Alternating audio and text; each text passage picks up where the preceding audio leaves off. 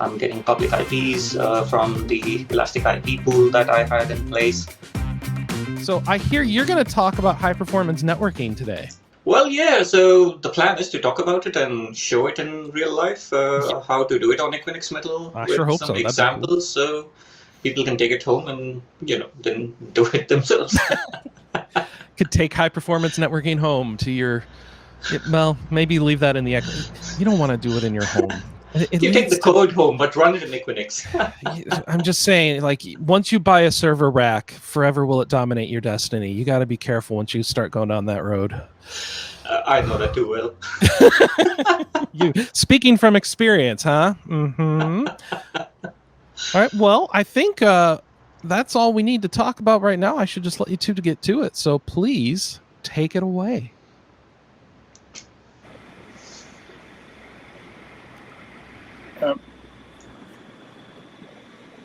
Absolutely, and I will start by sharing my screen. Let's see if everyone can see that screen. Just waiting. Probably just needs to be allowed by the host. But I am sharing my screen. There we go. Perfect. Thank you very much. So again, we'll introduce ourselves again. Gaurav, go ahead. Hi, everyone. I'm Gaurav. I'm a staff software engineer working at SUSE, and I work in the Harvester engineering teams. Thank you, Gaurav. And I am Alejandro Bonilla. I am a senior technical strategist that also dedicate myself plenty to Harvester as other of our SUSE and Rancher product technology. And we are going to talk about Harvester. And pretty much there is a short-ish presentation about what Harvester is, why it matters. Then we are going to talk about the specific feature in Harvester that Gaurav has been heavily developing. And then we'll do a demo on Equinix so that we can visualize and understand what it is about. So again, some slides for context, and then the feature and demo. If we may start, since the demo is absolutely the most important thing, I will go fast with the slides. And again, they're mostly for understanding of what Harvester is. And what is it? It's an open source hyper-converged infrastructure solution. So it's an HCI stack that is built mostly on 100% open source software. And one of its goal and values is to manage the entire stack using the Kubernetes tooling. That includes the API and any of the familiar software that we are familiar with, pretty much to manage Kubernetes. And its goal is to bridge the gap between a legacy or traditional infrastructure and the new up-and-coming, or the one that's here already, Kubernetes workloads. For example, a virtual machine that you haven't been able to migrate into a container application or a microservice, but that other components that you're running in your cluster are already running as a container, but that virtual machine still needs to run alongside these containers. So we'll get to that in a moment. And its other key point, it's being a hyper-converged infrastructure stack without the VTAX. How do we move away pretty much from the traditional virtualization stacks? So what is Harvester again? It's an enterprise-grade hypervisor for virtual machines. This integrates storage, networking, and virtualization into a single stack, making it a hyper-converged platform, and it utilizes the Kubernetes API instead of proprietary HCI APIs. Why it's important? Because we want to manage virtual machines and containers from a single pane of glass so that we can optimize the HCI stack for the future of containers, which is probably the #1 and most important reasoning behind Harvester, and to lower the TCO of platform compared to proprietary HCI incumbents. How do we use it? Well, we use it to deploy virtual machines. We use it to deploy Kubernetes clusters, or we can do a hybrid, which is what I just explained 2 minutes ago, which is running virtual machines and containers alongside. How do we manage that? We do that with Rancher. This is pretty much a visual representation of what's happening in Harvester. We have our bare metal equipment that has storage built in. Then we add the software layer, which is Harvester. And on top of that, we can run Windows, Linux, or Kubernetes clusters. And all of these are managed through Rancher across environments or locations. Pretty much it's all done through Rancher. And this helps us complement us well and help our customers with the story of let's manage the entire environment across locations, across the edge, the data center, or like a bare metal data center, cloud like Equinix, or a cloud feeding from proprietary cloud services. Then, like we said before, it pretty much utilizes the same tooling, the same format of your container environment. So we can define a virtual machine with our YAML, same YAML tooling, and deploy a virtual machine with the same spec. So one of the common questions that our customers were asking is, where do we run Kubernetes? Where is it best to run, especially in a highly distributed organization, on edge environments, or environments like manufacturing, banks, or pretty much retail locations? Do we deploy it on bare metal? Do we use an existing HCI? Or we kind of source a proper HCI that's built for Kubernetes?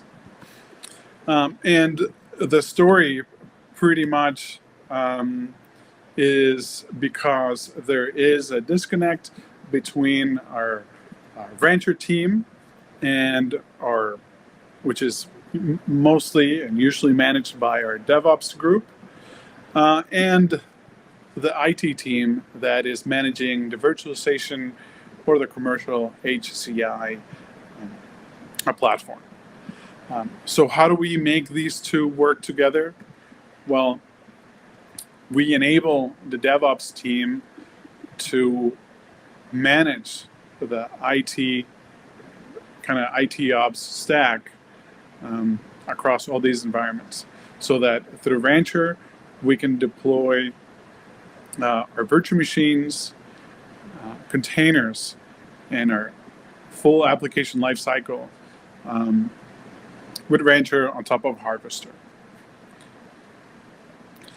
What are some of the key features that are in Harvester? Well, there's a full VM lifecycle management. So we can create, we can pretty much do CRUD VMs, SSH key injection. There's a full cloud init implementation in Harvester, a graphical console and serial port console, storage management, there is a built-in storage provider for VMs. If you've deployed Kubernetes on bare metal, you would know that the main issues after deploying is that you need a storage class for persistent storage, and then you also need networking services like a load balancer. These are provided by Harvester. So as we move on in the networking management, we have our Kubernetes overlay networking, then Multis, which allows us to do multiple networks with VLAN networking. And like I was mentioning, built-in load balancer as a service with our IPAM service. Like I mentioned before, we want to sometimes expose applications through a service type load balancer. That's not something we get out of the box when we're deploying on bare metal. With Harvester, we can do that because the service is built in. Then there's also an image management, or pretty much a built-in image repository that allows us to create templates and images for our workloads and quickly deploy those alongside, for example, a cloud init a definition that helps us perform certain automation tasks. This is the Harvester dashboard. Once we're in Rancher, we can see a virtualization management section that has a list of our available clusters. As we choose a specific cluster location, we have full visibility into the Harvester dashboard, which provides us with CPU, memory, storage consumption, and our usual cluster and VM metrics. Within that, I expanded the entire menu on the left, which includes the host, virtual machines, volumes, images, how to configure snapshots, backups, cluster settings, logging, monitoring, PCI devices, and so on, as well as some add-ons that one specifically that Gaurav will talk about. Then how do we deploy Harvester? Harvester is deployed just like any other traditional hypervisor. And the most popular way is through an ISO image. With Equinix, we utilize pretty much a iPXE and some other details that Gaurav will go into. But we have an automated deployment for Harvester utilized in Terraform across Equinix. Then once we have our Harvester cluster running, how do we operationally keep it updated? Well, what we do is we perform live migration of any sort of running workloads. Then we apply a new image into the system, reboot the system, and reintroduce it back into the cluster and repeat on the next node. So a classic rolling upgrade across the cluster. We also have a storage network so that we can specify a network in which all the replication and network specific traffic will go through so that we are not saturating any workload networks. Our logging capability, which I slightly mentioned before, allows us to send logs to a central logging facility. And this is pretty much how it works, which is the way that we capture all the OS, virtualization, and underlying component logs and forward them to a logging facility. One of our newest features is GPU pass-through, which allows us to pretty much pair up a VM with a hypervisor. But at this point, you would consume the entire hypervisor with a single virtual machine. In the roadmap, we have the ability to support vGPUs so that you can share certain GPU profiles with different virtual machines. So again, vGPU and GPU sharing. SR-IOV support, which pretty much lets us consume network interfaces from the host, utilizing and serving pretty much low latency network interfaces. I won't go much into this because that's actually what Gaurav is going to be talking about. Another component is the CSI pass-through. The CSI pass-through allows the virtual machines that are running Kubernetes to feed from their underlying storage provider, so that we are not virtualizing the storage itself, but we are utilizing the bare metal storage from the Longhorn components in our Harvester cluster. This has, of course, full support for the spec of what Kubernetes needs, and provides us the portability and mobility of persistent storage. So should a disk or a node fail, or a pod fail in a specific server, then that pod may run into another Kubernetes node and be presented with the persistent volume that requires to be attached for that pod to continue running. One of the things I mentioned before, load balancer as a service, it's also built in to Harvester, so that when you expose your application or your service with a service type load balancer, Harvester will provide an IP address for that request and allow the application to be reachable from outside the cluster.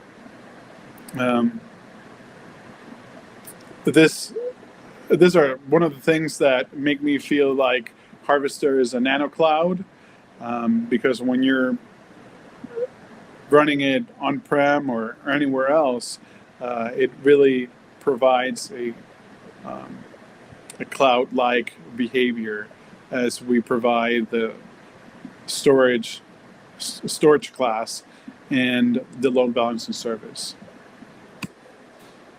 And there's also a migration tool. Migration tool that allows us to move OpenStack and VMware VMware images.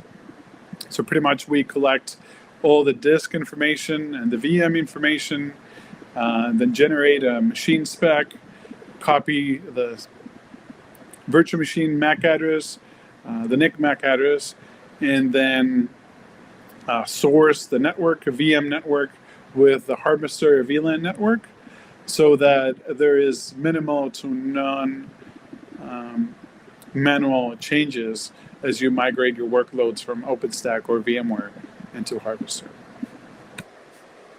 Right, and then we talk about what's next, and this is when Gaurav go ahead and jumps in. Thanks, Alejandro. Okay.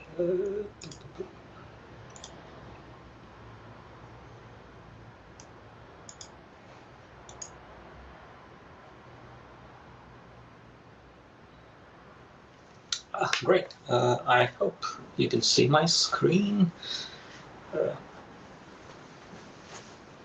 Yes, we can. Oh, great. So I only have a few slides just to provide some context on what we are going to see in the demo, and I'll run through them quickly. If anyone has any questions, please feel free to pop them through on the chat. I'll try and answer them as we go through the demo. I personally find it easier to answer stuff as I go through the demo, because if I'm actually showing something in the in the demo, then I can just take a few extra minutes to dive in deep and answer that question if I can. So right, so what's next is, so how do you get started with SR-IOV network devices, which we will see. So like Alejandro mentioned in his presentation, we have something called as add-ons, which are components that we package into Harvester, but they're not enabled by default. So for example, this is a screenshot from a local development machine I have.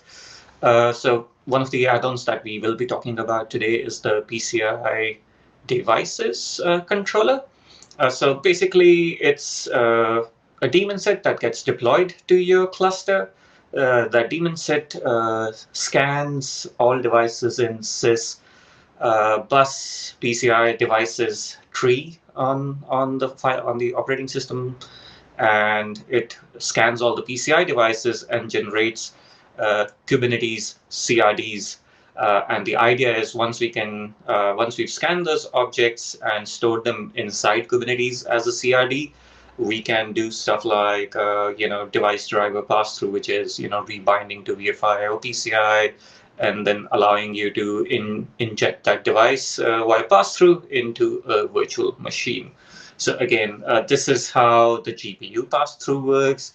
And so we've already had this capability, and with the SR-IOV network devices discovery, we take the PCI device discovery one step further. We already scan for all your PCI devices. While we are running that scan, we go through the network devices, the network cards on your host, and see if any of those network cards are SR-IOV capable. And those SR-IOV capable network cards are represented as another CRD, which is called as the SR-IOV network devices. And what it allows us to do is then define the number of virtual functions, and in turn that sort of goes in the background to create or disable the virtual functions on the associated NIC. So the screenshot I have is from a N3 extra large instance that I have running in Equinix Metal, where you can easily see all those NICs. And all the user needs to go is go into a cluster, define the number of virtual functions, and within a few seconds, the controller will go about running the VF creation, and it will populate the virtual function addresses. And once those virtual function addresses are populated, it means those PCI devices have been created. Again, so now this is where the PCI device controller again kicks into action. On its next rescan of the device tree. It will detect those virtual functions, and it will represent those virtual functions as a regular PCI device. So now you can PCI pass through that virtual function into your VM workload to be able to access the high performance networking that we will be seeing in the demo. So again, pretty straightforward. As you'll see, pick a virtual function, enable the virtual function by enable the pass through on the virtual function, and once that is done, you can attach that virtual function into to a VM, and when the VM boots up, all the work has been done by us to inject that PCI device. So this is the example Terraform that we'll be using today. I'll just walk us through it as well.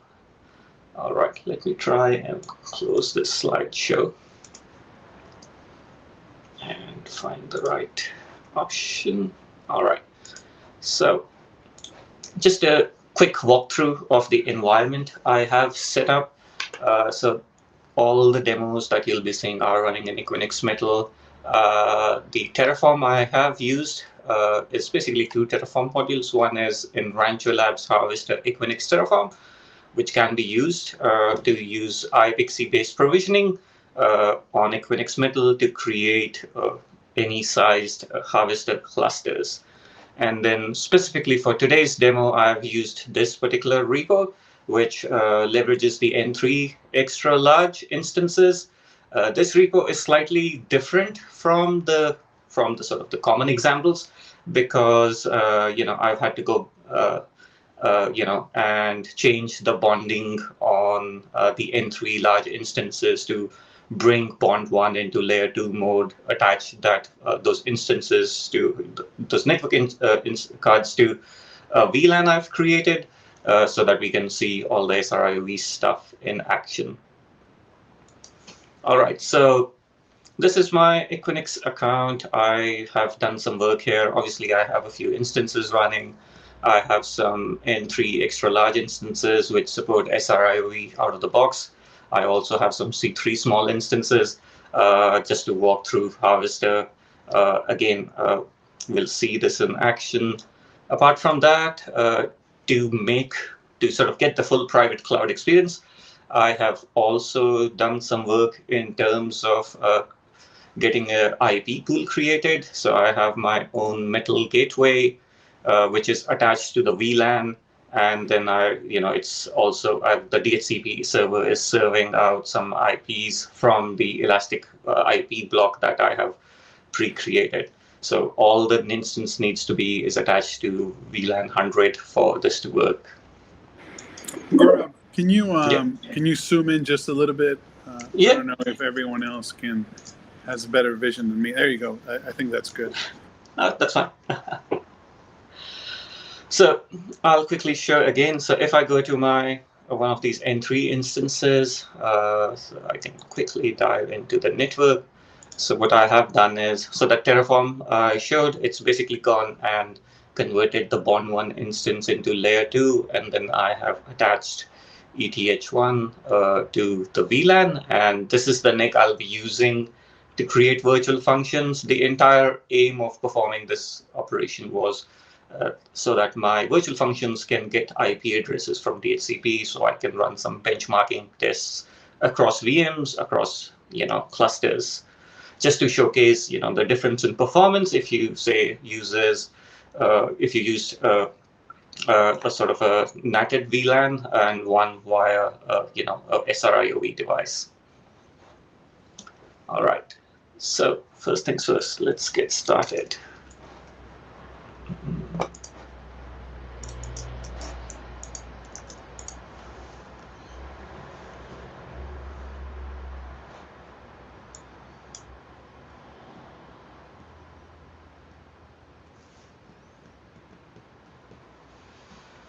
So this is my Harvester cluster. This is the cluster using this C3, I believe, small instances. It's got 2 hosts, and again, nothing special. The only good thing is because I have Terraform and on Equinix Metal, I can repeatedly reproduce this environment using Terraform, which makes it really easy to sort of, for me as a developer to test out stuff when I'm, trying to iterate. So to get started with a Harvester, we obviously need an image. I do have a Ubuntu image. We can also install, download another image. Okay. All right, so creating an image is very straightforward. Just provide a regular QCOW image, provide the endpoint. You can obviously upload it as well. Let me copy and paste. And that will trigger within Harvester the job to download this image and make it available, process it, and make it available for your virtual machine workloads. We can also define networks. So like Alejandro mentioned before, you can have a network for your data plane and a network layer for your application layer or for accessing your workloads. So I will create a VM network, and that VM network is going to use the management NIC that I already have, which is already in the hybrid bonded mode. And the bond 0 interface on the 2 nodes in this cluster are already attached to VLAN 100. So we just provide this VLAN an ID. So I know the VLAN ID is 100, and I provide the cluster network. We click create. It takes a few seconds. It'll run a few DHCP tests just to make sure it can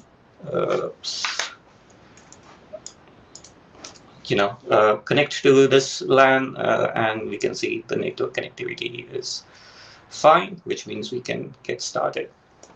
Before I get started, I would like to also create a cloud config template. So basically setting up some standard username password information so I can access the instances I will be creating. You can also inject SSH key pairs if you wish to.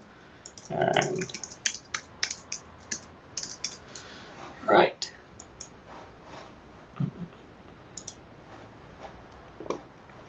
So let's spin some virtual machines.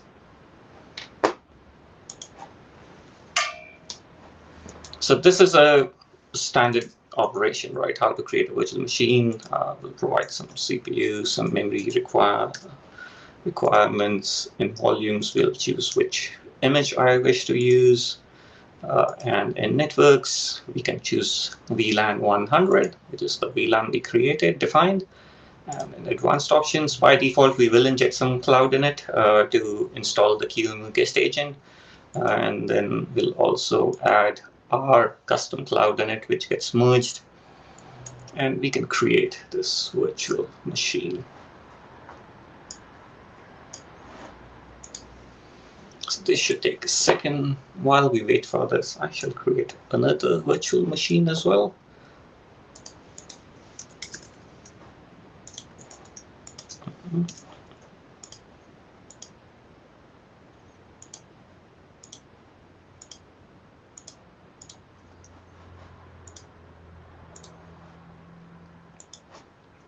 And we do have a Terraform provider, so you don't really need to do it using ClickOps. If you want to, this can all be done via a Terraform provider or just a native Kubernetes YAML, which can then be tied up with a GitOps-based approach if you wish to. Okay.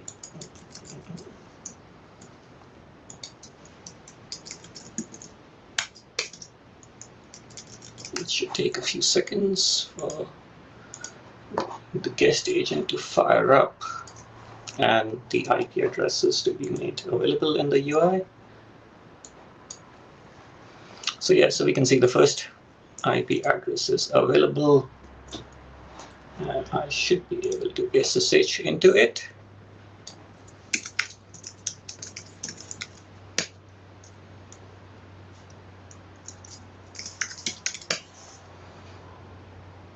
So as you can see, this was very straightforward. Step one in how to run your private cloud. If you are on Equinix Metal, I'm getting public IPs from the Elastic IP pool that I had in place, and now I can just install iPerf, which we'll use to run some benchmarking. All right. So while that is done, I also have the IP address for my second instance, which we can get to.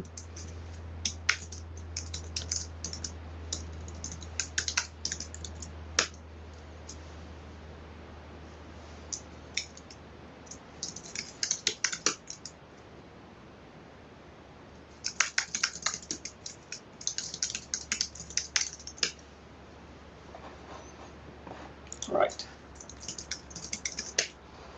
So we can now run some benchmarks now that we have our VMs running and they are accessible. Let me just find the command.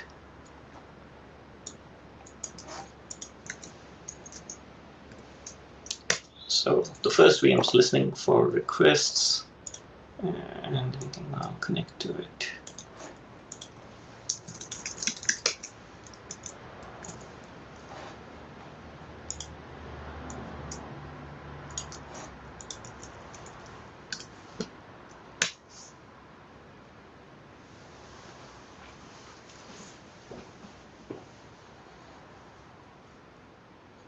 So this is now just running some benchmarks, so that's not bad at all.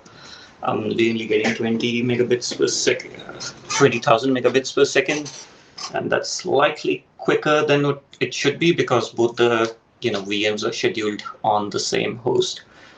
Maybe we can try migrating it to the other host and run the same benchmark. So let's migrate this to.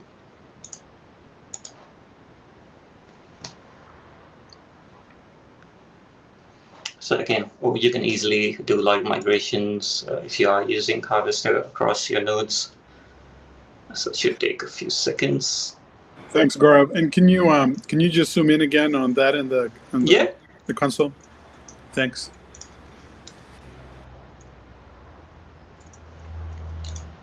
Is this better?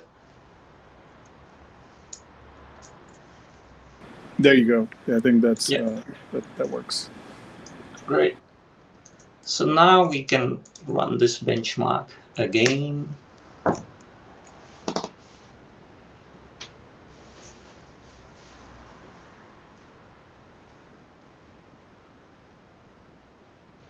So there you go. Obviously, it's dropped a bit, but it's still, over 9,000 megabits per second across 2 hosts on Equinix. So that's pretty good. And, it would meet most of my use cases just using the C3 small instances.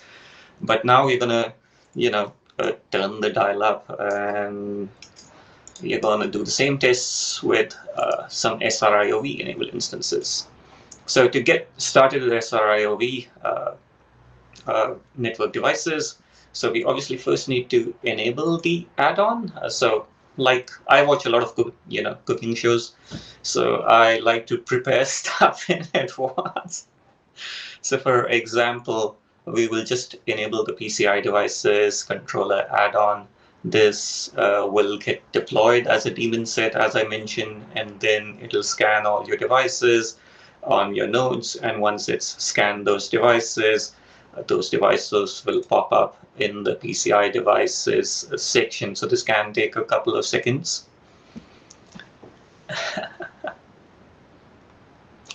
So, like I said, I have more clusters around, so we don't have to wait for it. Let me zoom in a bit. So these are the 2 N3 large clusters. I know because I just look at the memory and I know right away these are the big ones. We can go here to our PCI devices and see the CRD-based representation of all your PCI devices on your host. So I can look for Ethernet, and I can see the Ethernet controllers that are available on this particular instance. Because I've done the work of taking one node and configuring the SR-IOV devices. So you can see that I have enabled one NIC, created 4 virtual functions, and these are the PCI addresses. So if I go to PCI devices again and search for virtual functions, we can see those virtual functions show up as any other PCI device.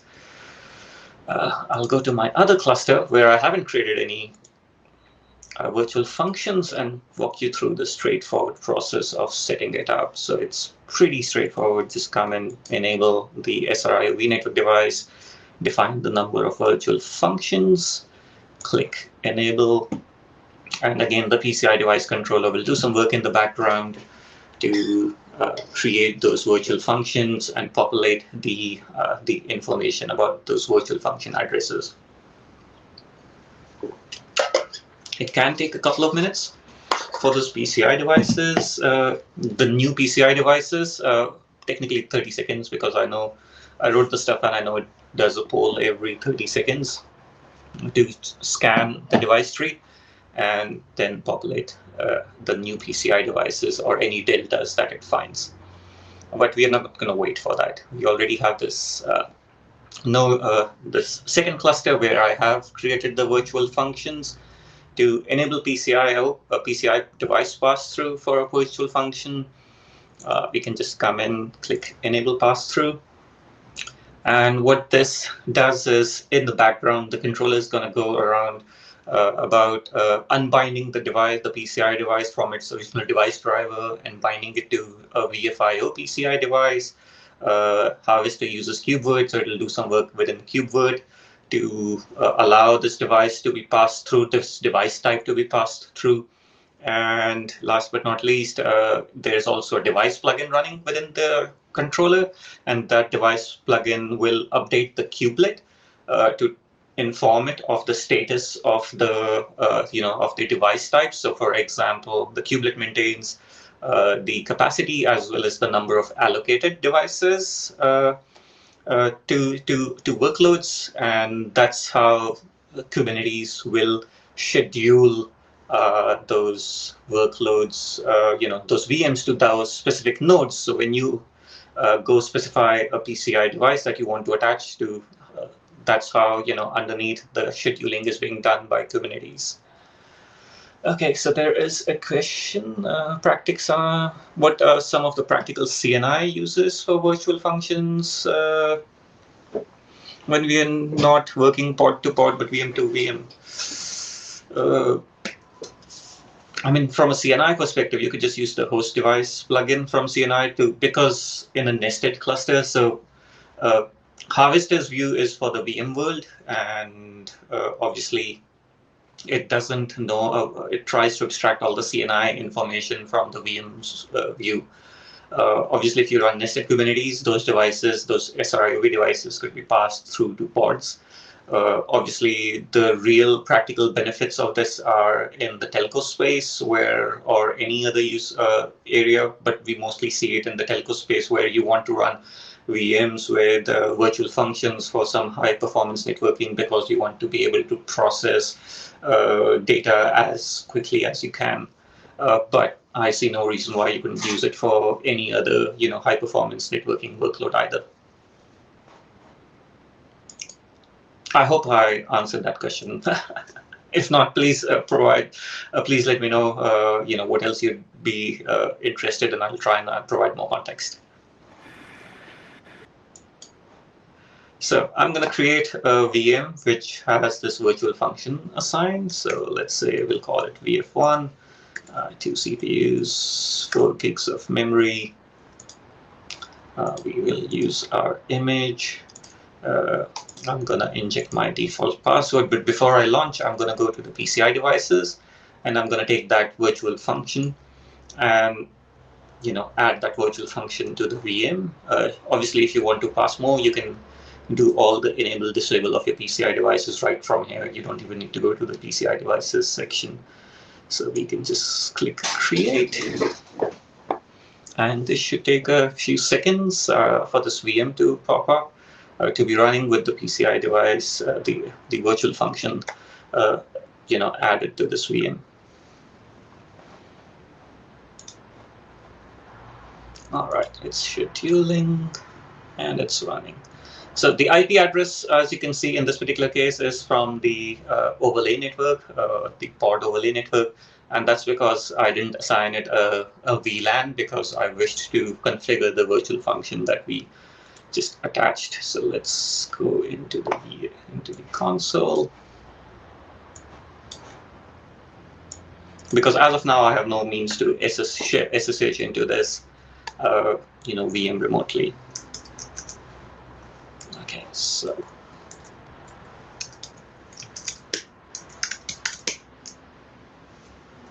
Oops.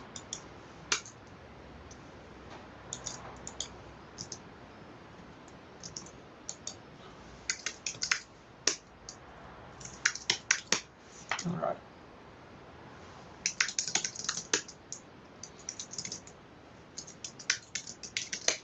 So if I see the IP link show, I can see a NIC associated with ENB7S0. We can check this as well. And that is the virtual function that we passed through. I will bring up this link. ENB7S0 up.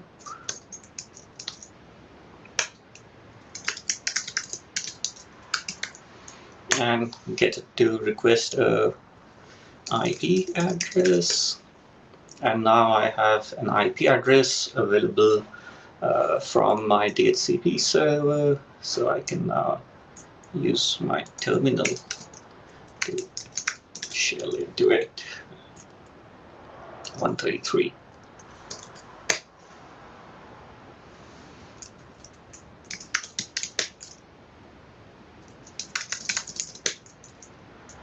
Right, so we are in. So let's go and try the same process with another VM on the second cluster. So I can go back here. All right, so we can go create another virtual machine. So this is a different cluster running on a different instance. We can create a second VM here.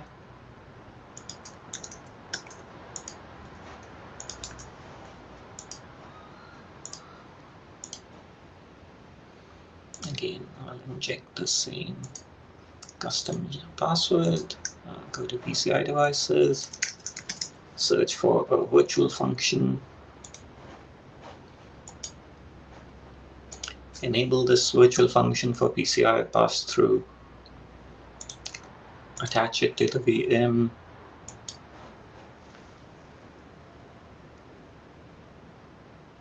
So again, it should take a couple of seconds. While we wait for that, I can prepare this node by installing Hyper so we can run some benchmarks on this.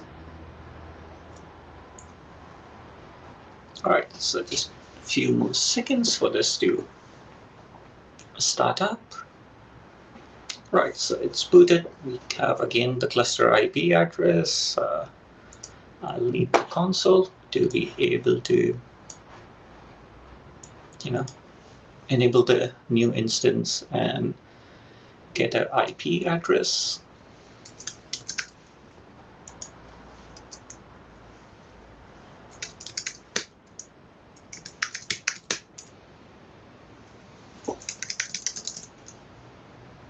So again, we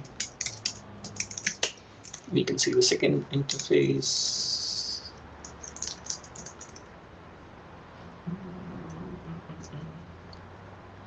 SUSE group.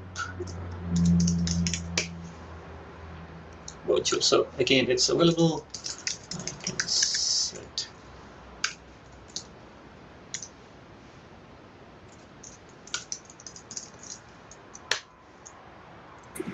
And for the question whether Harvester has a dark mode, yes, it does. Yes, it does. I mean, it's just using my system theme, unfortunately. I find it easier to review code in, the light mode. Maybe it's just me. I read stuff better, or I'm just getting older. So we have the IP address for this instance as well, which is 132. So we can dive right into it.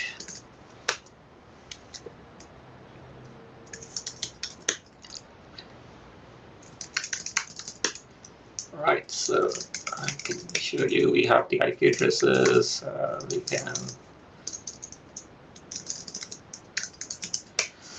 We've got the virtual function as well.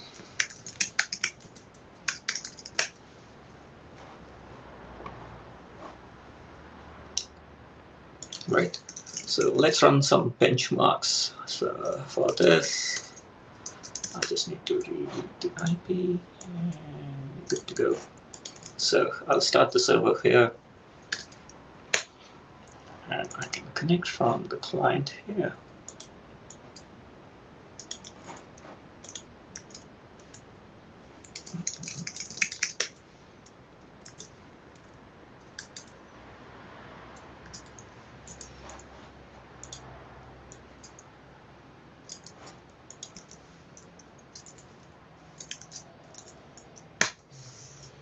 Right, so this should be interesting.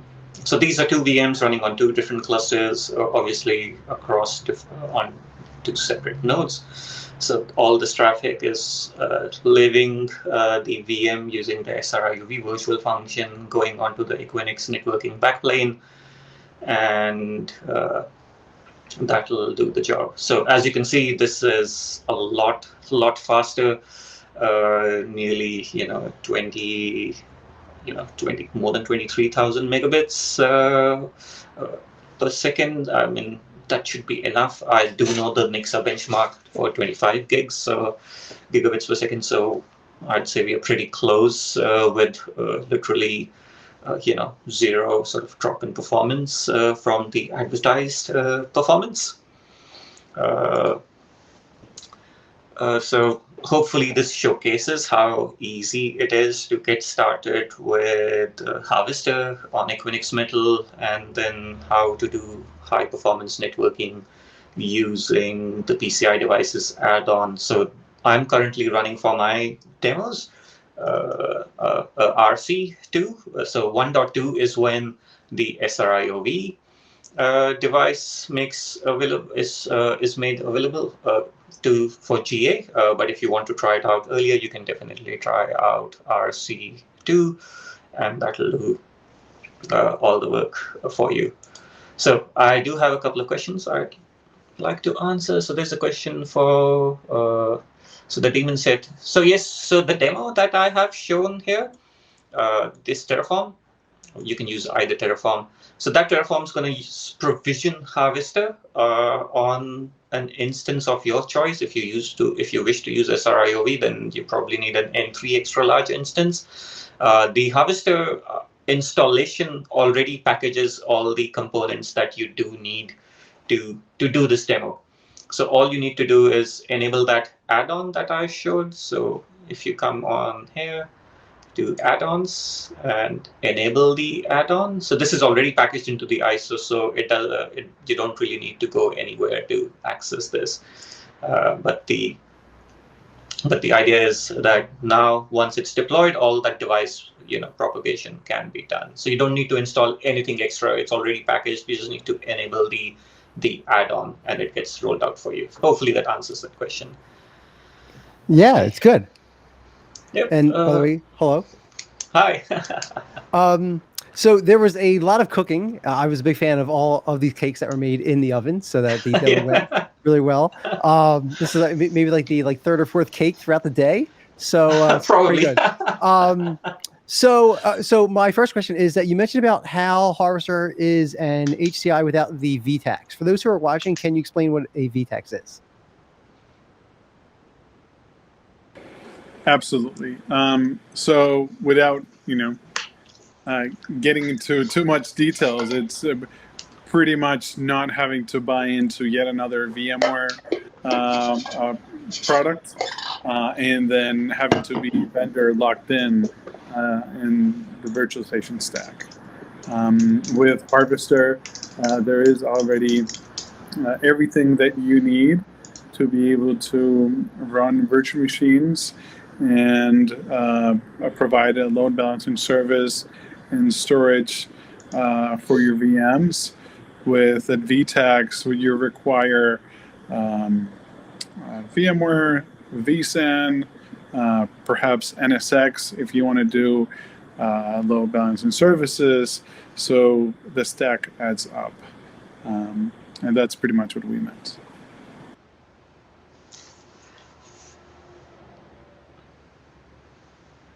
Can't hear you. Walt? You're I'm muted. sorry, I was Oh, muted. there we go. There you go. So here I just threw it up on the video. We have a question here that Marcus says, do you have thoughts on future bare metal add-ons in Harvester like the PCI devices dash controller? We do have plans. So obviously, like Alejandro mentioned during his presentation, you can already do GPU pass-through.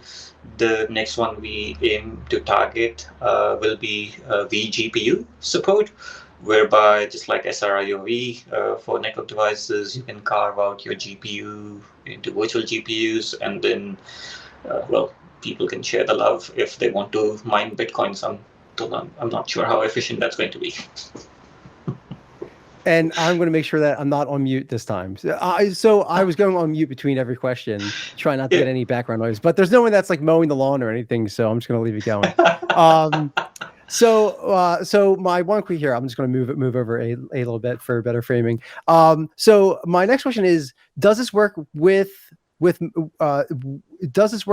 any other operating system, or does it have to use OpenSUSE? So the Harvester is an appliance, right? So the appliance comes with its own prepackaged operating system, so you don't need to install any additional operating system per se. It's all packed in the Kubernetes. So the packaging of Harvester includes a fork of OpenSUSE that we have, which is packaged to be immutable. Then we have Kubernetes coming from RKE2. We have KubeVirt and all the API, UI, and custom add-on stuff packaged. So you don't need to do anything. That ISO is good enough for you to run, whether it be in a public cloud or in an air-gapped environment. So if you, for example, wanted to do private networking for example, I did public networking for my demo, but if you wish to use private networking for your workloads in Equinix Metal, it'll work just fine.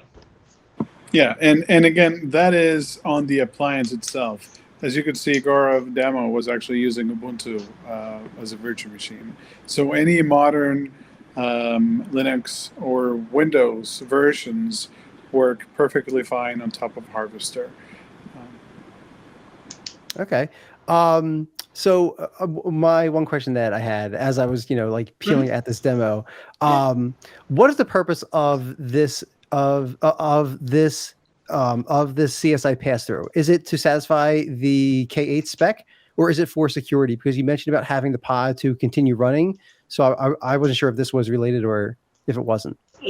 So the CSI pass-through is for the nested Kubernetes clusters, if you want to call it, because there's Kubernetes running underneath on the appliance to orchestrate all the stuff. And if you want to run Kubernetes in VMs and those VMs need storage, then the storage layer, which is provided by Longcon, can also be made available to the nested Kubernetes clusters via the cloud providers. You don't need to go install another CSI.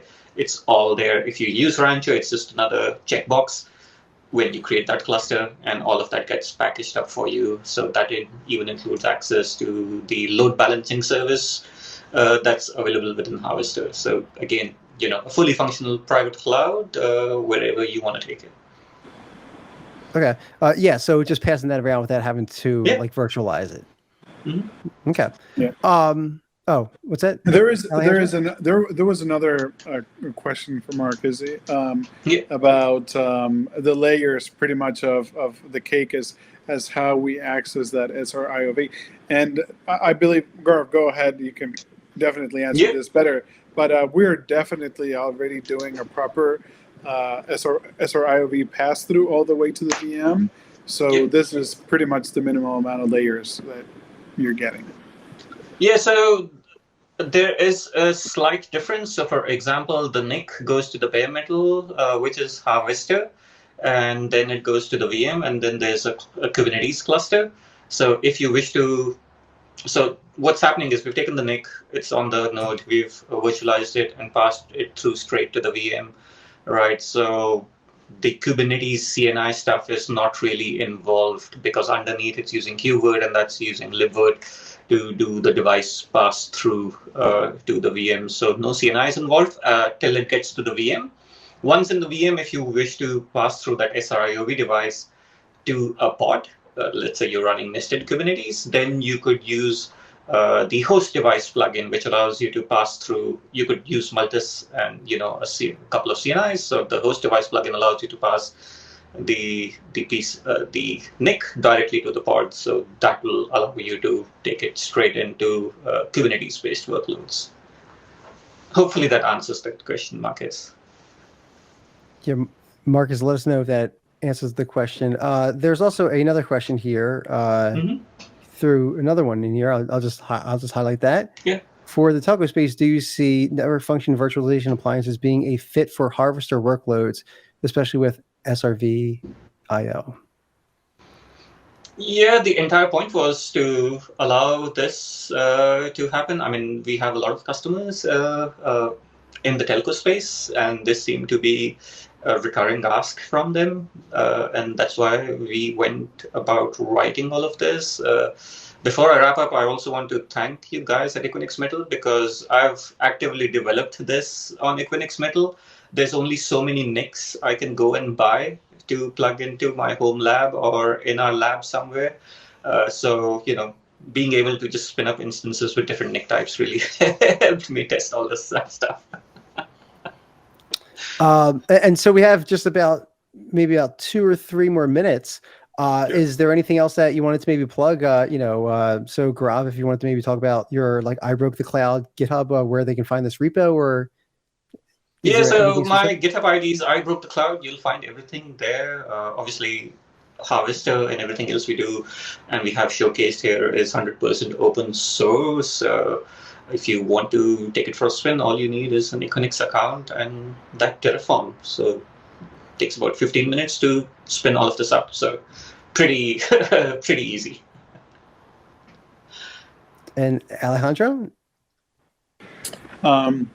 Harvester is a free open source software. It's got a big community. It's got its own Slack channel. Get involved, play around with it. It's fairly cool, and it's growing extremely fast with regards to features and the community too. We're around if you need help as well, and you can run it anywhere you want, but run it on Equinix. And if there's anything, let us know. We'll be able to help and Slack channel anywhere around. Okay. And so I had 2 more questions. Can Sure. I just ask 2 more? Okay. All of your VMs had 2 CPUs and 4 gigs of memory. Is there a minimum config for these PCI devices?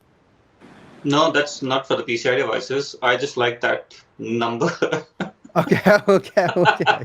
It was just a wall of just 2 CPUs, 4 gigs. I'm like, okay, so it wasn't like sure. I run it on a laptop under my desk as well. So knowing its spec, I'm just too used to just punching in 2 and 4. It's almost like muscle memory as soon as I see that field.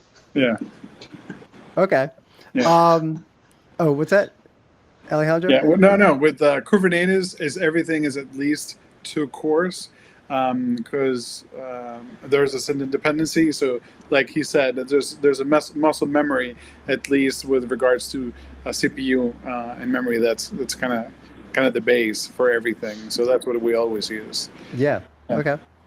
And for one thing is I love what you talk about with the whole like virtual GPUs, because people can't afford a full GPU.